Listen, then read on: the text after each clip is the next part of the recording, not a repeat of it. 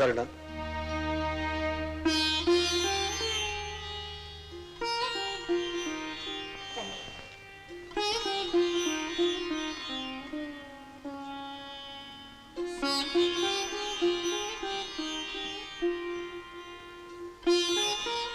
చదువుకున్న దానివి, సంస్కారం ఉన్న దానివి, సమస్యకు సమాధానం చెప్పగల దానివి, అన్నింటినీ మించి దేనికి ఎప్పుడు ఏ మంది ఇవ్వాలో తెలిసిన డాక్టర్వి.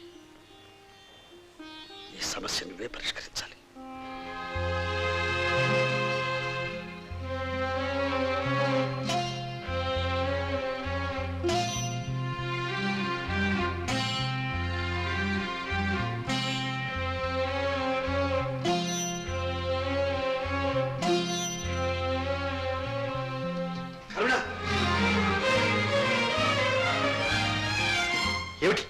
చేస్తున్నది ఇదే పరిష్కారం.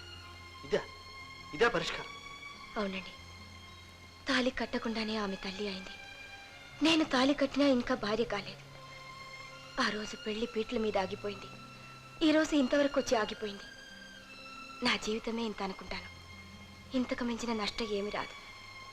కానీ ఈ తాళి ఆమెకి లేకపోతే సంఘంలో విలువ ఉండదు, పుట్టే బిడ్డకు గౌరవం ఉండదు. నా కోసం ఆమె జీవిత నాశనం కావడానికి వీల్లేదు. అందుకని జాగ్రత్త చేస్తున్నావా? ఆమె బిడ్డను కానీ ఆ బిడ్డను నాకు ఇచ్చి వెళ్ళిపోతానంటుంది. నువ్వేమో నేను కట్టిన తాళి తీసేసి ఆమెకు దానం చేసి వెళ్ళిపోతానంట. మీ ఇద్దరు త్యాగం, త్యాగం మీ సొత్తు, త్యాగం మీ జన్మ. మీరే త్యాగం చేయగలరు, మేమేమీ చేయము. నా వల్ల ఏమీ కాదు. మీ ఆడవాళ్ళు ఉగ్గుపాలతోనే త్యాగం నేర్చుకోండి. మేమంతా స్వార్థపరులం.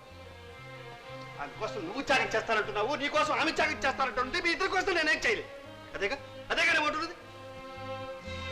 అసలైన త్యాగం, నిజమైన త్యాగం అంటూ ఒకటి ఉంటే అది ఒకరి కోసం ఒకరు చావడం కాదు, ఒకరి కోసం ఒకరు పోవడం కాదు. ఒకరి కోసం ఒకరు ఉండాలి, ఒకరి కోసం ఒకరు బ్రతకాలి, ఒకరు మరొకరికి ఇంత చోటివ్వాలి. అది త్యాగానికి అర్థం. అటువంటి త్యాగం చేయడానికి మీ ఇద్దరికి ధైర్యం ఉందా?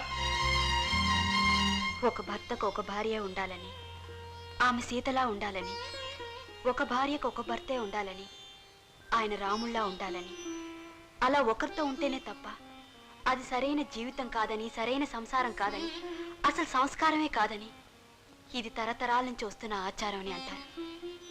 ఈ ఆచారాన్ని మీరు మార్చాలని ప్రయత్నించినా, మేం మార్చుకోవాలని ప్రయత్నించినా దానికి మన శాస్త్రాలు ఒప్పుకోవు, సమాజం ఒప్పుకోదు. నిజమే, రాముడు లాంటి భర్త. కానీ రాముడు తను సుఖపడలేదు, భార్యను సుఖపెట్టలేదు. అటువంటి రాముడే దేవుడైతే ఈశ్వరుడు దేవుడు కాడా? తన శరీరంలో సగాన్ని ఒకరికిచ్చాడు, మరొకరు నెత్తిన పెట్టుకున్నాడు. ఇద్దరికీ న్యాయం చేశాడు. దేవుడి లాంటి భర్త అంటే ఈశ్వరుడిలాగా ఇద్దరికీ న్యాయం చేయగలిగిన వాడా, రాముడిలాగా నిండు చూరాన్ని తరిమేసినవాడా? మీరు చెప్పిన న్యాయం చాలా మంది దేవుళ్ళు చేశారు. వాళ్ళు దేవుళ్ళు కాబట్టి హర్షించారు. కానీ మనం మనుషులు, మనం చేస్తే హర్షించరు. ఎవరో ఒకరు హర్షించడం కోసము, ఎవరో ఒకరిని తృప్తిపరచడం కోసమో నేను ఈ నిర్ణయానికి రావడం లేదు. ఈ నిర్ణయం నా కోసం, మీకోసం, మనందరి కోసం. అందరికీ ఈ పరిస్థితులు రాకపోవచ్చు. వచ్చినప్పుడు మనం ఎదుర్కోవాలి, పోరాడాలి, న్యాయం చేయాలి. ఎవరికి అన్యాయం చేసినా వాడు మనిషి కాదు, రాక్షసుడు. నిజమే, ఇది ఒక మనిషికి సంబంధించింది కాదు, ఒక మనిషికి సంబంధించింది కాదు, ముగ్గురు మనుషులకి సంబంధించింది. నా వరకు నేను ఉండగలను, ఆ శక్తి నాకుంది. నాతో పాటు సమానమైన స్థానం ఆమెకి ఇవ్వగలను.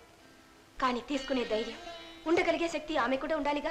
చూడండి, ఆమెకి చదువు ఉంది, సంస్కారం ఉంది, అన్నింటినీ మించిన విశాల హృదయం ఉంది. ఆమె నాకు స్థానం ఇవ్వగలదు, నేను తీసుకోగలను. ఆ పాటి హృదయం నాకు ఉంది. కానీ నేను నా గురించి, మీ గురించి, ఆమె గురించి ఆలోచించడం లేదు. లోకం గురించి ఆలోచిస్తున్నాను. నిజమే, మన ముగ్గురు తీసుకునే నిర్ణయం మన వరకే పరిమితం కాదు.